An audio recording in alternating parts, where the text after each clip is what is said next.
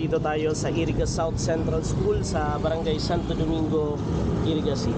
So, for the third time around, kinuha ulit tayo ni Teacher Joe sa kanilang Christmas party. Kakarating lang natin dahil nasiraan tayo mga choy.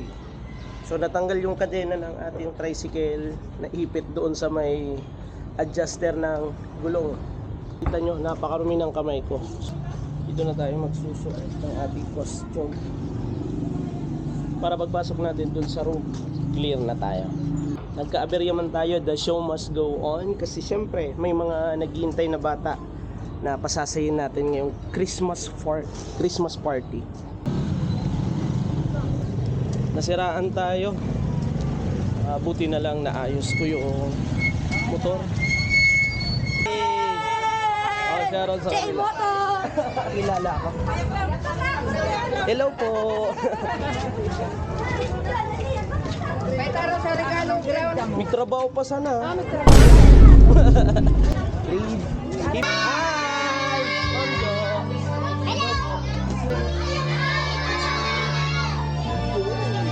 Ayun. For the third time.